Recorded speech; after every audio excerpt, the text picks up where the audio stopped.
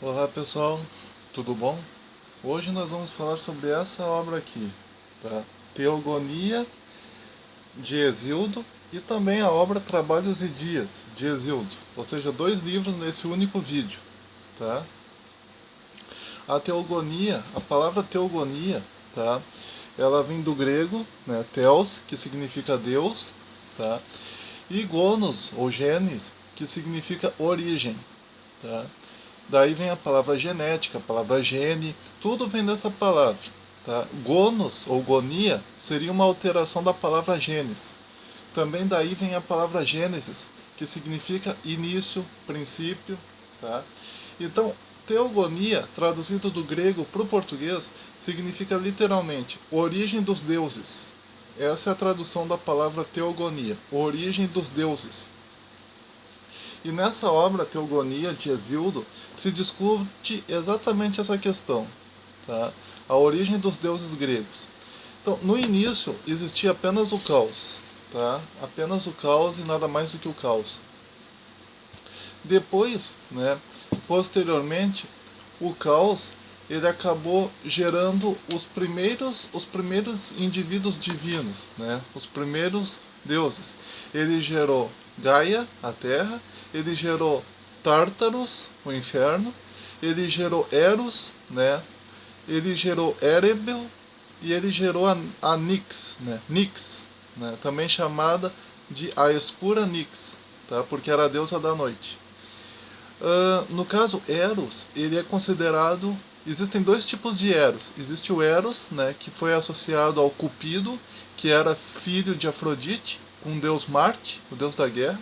Então, olha só, da união de Marte, a guerra, com Afrodite, o amor sexual, surge Eros, Cupido, a paixão. Né? Então, a paixão ela é fruto do desejo militar, né? Do desejo de estabelecer posse, de possuir um território, com o amor, né? Que é aquele desejo de estar próximo de uma pessoa. Então, a união da guerra ou do sentimento de estabelecer território, de se apropriar de um território, com o amor surge a paixão, surge o deus Eros, surge o Cupido. Tá? O Cupido seria a versão latina do Eros. Então, o que é paixão? A paixão nada mais é do que o sentimento de amor associado ao sentimento de posse, que é um sentimento bélico, um sentimento de guerra, um sentimento de estabelecer uma posse. Por que as nações fazem guerra? As nações fazem guerra exatamente para ter um território, para dominar, para estabelecer domínio econômico, territorial, político, etc. Então, Eros, o deus Marte, o deus Marte, ele tem a ver com isso, né, com a questão de posse territorial, e Afrodite tem a ver com a questão do amor. Então, da união desses dois sentimentos e desses dois deuses, Afrodite e Marte, surge Eros, o Cupido. Mas existe um outro Eros que ele é chamado de Eros primordial, e foi esse Eros primordial que acabou gerando, que acabou surgindo como filho do deus Caos, né? Então, o Caos ele gerou o Eros no sentido de esse ímpeto de procriar, de reproduzir, de gerar novas vidas. Então, segundo os gregos, existe uma energia elementar que existe antes mesmo dos deuses olímpicos, que era o deus Eros, que nasceu diretamente do deus Caos, o deus primordial. Então eles tinham esses dois tipos de Eros, o Eros primordial e o Eros como filho de Afrodite com o deus Ares, o deus da guerra. Então, depois surge uma outra geração, né? A deusa Nix, a deusa da noite, gerou o Éter, gerou Êmera, né? E esses dois últimos, o Éter e o Êmera, eles eram filhos de Nix com Erebro. Depois a Gaia criou Urano sozinha, né? Ela gerou Urano, ela gerou as montanhas, ela gerou o mar. Depois a Gaia se uniu com Urano, né? O mesmo que ela tinha criado, agora ela vai lá e se une com ele. A Gaia se une com Urano e gera o oceano.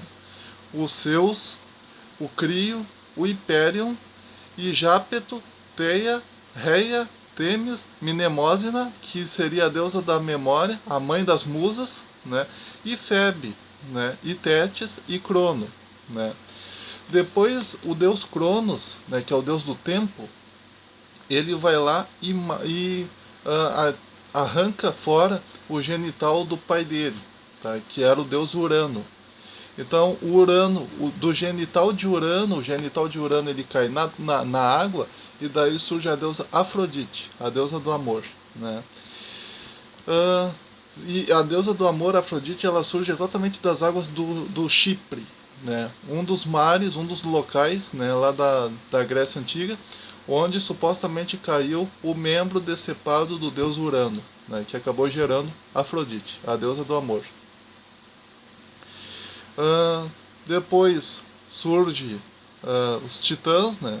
Surge também a Moira, Keri, Thanatos. Thanatos é a própria morte, né? Thanatos. Daí vem a palavra eutanásia, né? Que significa boa morte. Eu quer dizer bom na língua grega, e Thanasia vem da palavra grega Thanatos, que significa morte, ou Thanatos, né? Que significa morte. Então, eutanásia significa boa morte. O Thanatos, ele era filho do Urano, né? O Thanatos, melhor dizendo, ele era filho da deusa Noite, Nix, né? Nix, ela gerou todos eles sem se deitar com ninguém, né? Ela gerou, depois, né, surgiu Momo, Pênia, Hespérides, que também são filhas da deusa Nix. A deusa Nix também gerou Nêmesis, ela gerou a amizade, ela gerou Enuano, ela gerou Geras, que significa velhice, e ela gerou Eris. Eris, por sua vez, gerou Ponos, Lete, Limos, Algos, Lombates, combates, guerras, homicídios, massacres, litígios, palavras mentirosas, disputas, desordens, ruína. Tudo isso eram filhas dessa deusa, da deusa Nix. Então a deusa Nix, ela só gerou coisa ruim, né? Ela gerou também o Pontus gerou Nereu, né? E também surge daí o Cérbero, que era filho de Tifão com Equidna. Cédina era o deus aquele, né? O cachorro, né, que cuidava do reino de Hades. Era um cão de 3 cabeças, gigantesco, né, que tinha serpentes no lugar de cabelo, na cabeça, e uma cauda serpentina também, e que ele cuidava da morte, ele cuidava do reino dos mortos. Então, segundo a tradição grega, depois que a pessoa morria, ela era julgada pelos juízes infernais. Haviam 3 juízes infernais que julgavam a alma da pessoa no reino de Hades, o reino dos mortos. Esses 3 juízes infernais eram chamados de Eaco, Radamanto e Minos. Tá? Esses eram os 3 deuses infernais que julgavam todas as almas depois que a pessoa morria. Dali a alma da pessoa ia para o Tártaro, que era um lugar terrível, ou se ela merecesse, ela ia para o Érebo, que era um lugar um pouco melhor, ou então se ela fosse muito amorosa, bondosa, tivesse uma fama muito grande, fosse filósofa, fosse rei, fosse alguém muito bom, acabava entrando nos chamados Campos Elíseos. Todas essas 3 regiões ficavam no reino de Hades, né? Quem julgasse Quem julgasse pelo rio Estige era obrigado a cumprir o julgamento, até mesmo os deuses eram obrigados a cumprir o juramento feito pelo rio Estige, porque Estige era o nome do rio, mas era também o nome da deusa que cuidava do rio. Estige foi a primeira deusa que se posicionou do lado de Zeus quando Zeus resolveu fazer guerra contra os titãs. Então, por causa disso, por ter sido a primeira deusa que acabou ficando do lado de Zeus, ela mereceu isso, né? Ela mereceu que qualquer indivíduo que usasse o nome dela, que julgasse pelo nome dela, cumprisse. Se não cumprisse, morria. E no caso de ser um deus, se um deus prometia em nome, fizesse um juramento em nome do rio Estige e não cumprisse o juramento, ele ficava em estado de uma espécie de coma, ou seja, não conseguia se mexer, ficava deitado na cama. Embora ele tivesse total consciência do que estava acontecendo ao redor, ele não podia se mexer, ficava ali preso na cama. E depois que ele voltasse a poder se mexer, ele ficava durante 9 anos sem poder ir até o Monte Olimpo, presidir na assembleia, nos conselhos dos deuses, nem nada. Ele ficava como que exilado durante 9 anos. No 10º ano, ele podia voltar ao Monte Olimpo depois de mostrar arrependimento por ter jurado em nome do rio Estige de maneira frívola. Tá? Depois, as mulheres elas aparecem como um castigo dos deuses na teogonia, né? Mais precisamente aqui, né, aparece assim, ó, que da Pandora, né, a primeira mulher, surge as mulheres, Tá? Dela procede a linhagem funesta das mulheres, que traz grandes sofrimentos para os mortais. Elas vivem com os homens, companheiras, apenas na abundância, sem aceitar a pobreza austera, tal como nas protegidas colmeias, onde as abelhas nutrem os maléficos zangões, dia após dia, do nascer ao pôr do sol, elas trabalham arduamente para formar os brancos favos de mel, enquanto eles permanecem abrigados nos alvéolos, bem cobertos, recolhendo em seu ventre a fadiga alheia. E assim também Zeus, que estrondeia nas alturas, enviou para os homens mortais um mal igual, criou as mulheres que se ocupam em obras malévolas. E outro mal Zeus lhes enviou em troca de um bem, pois aquele que desejar fugir do matrimônio e das obrigações com mulheres, se ele não se casar, ele chega à funesta velhice sem ter quem o ampare. Vive sem que lhe faltem alimentos, mas ao morrer são os parentes distantes que repartem seus bens. Em troca, aquele que tem como destino o matrimônio, mesmo com uma boa esposa, cuidadosa e prudente, terá sempre durante toda a sua vida o bem com o contrapeso do mal. Mas se ele encontrar uma mulher de linhagem perversa, viverá com dor incessante, afligindo-lhe as entranhas, o íntimo e o coração, e seu mal não terá remédio. Então veja que na mitologia grega, né, na teogonia, as mulheres elas eram um castigo de Zeus, né, o deus principal, porque Prometeu roubou o fogo dos deuses e deu aos mortais. Zeus castigou ele, só que mais tarde de novo ele pegou o fogo e deu para os homens, né, para os mortais, para os homens. Então Zeus ficou com tanta raiva dos homens de terem aceitado aquele presente de Prometeu, o fogo, que Zeus ele acabou castigando os homens criando a mulher, criando Pandora, e posteriormente toda a linhagem das mulheres. E Hesíodo, né, o grande Hesíodo, ele vai dizer que as mulheres são um castigo dos deuses, que no início a vontade dos deuses era que houvesse apenas o homem, e apenas os homens, e nada mais do que os homens, e as mulheres não existissem, mas daí para que os homens eles padecessem a vida inteira como castigo por terem aceitado o fogo, agora Zeus vai lá e cria as mulheres, tá? Então isso é uma questão interessante que aparece na cultura da época, né? Naquela época a cultura via com maus olhos, né, a questão da mulher, né? A mulher era considerada um ser perigoso, né? Aqui, mais posteriormente, nós temos a questão de Aglaia, tá? Que o Hefesto, o deus Hefestion, que era um deus com uma aparência feia, né?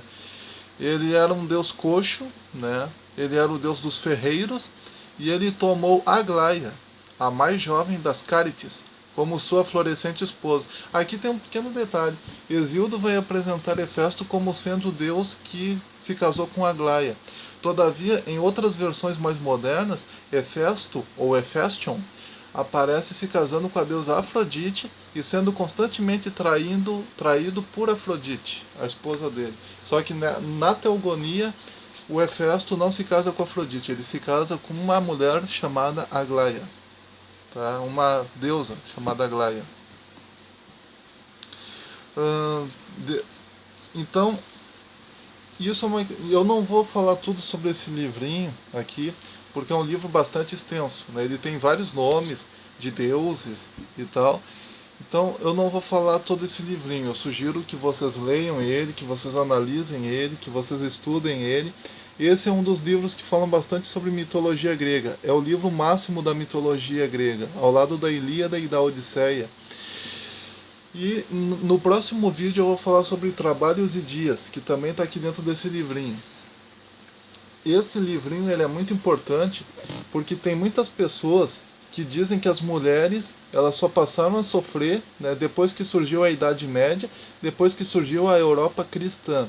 Esse livrinho é uma prova de que não. Né, de que na verdade na Grécia Antiga tem muita gente que diz: se nós pudéssemos viver na época da Grécia Antiga, na Grécia Antiga, mas vejam, na Grécia Antiga existia preconceito tanto quanto hoje em dia, e muitas vezes até mais, tinha até mais preconceito na época do que hoje em dia. Então analisem esse livro, né, da melhor forma possível, porque ele nos mostra que muitas coisas que se falam sobre a Grécia Antiga hoje não é real. Aquela ideia paradisíaca dos gregos que amavam todo mundo e das mulheres que tinham liberdade não é real. Isso nos prova, esse livrinho nos prova. Compartilhe esse vídeo, dê o seu joinha.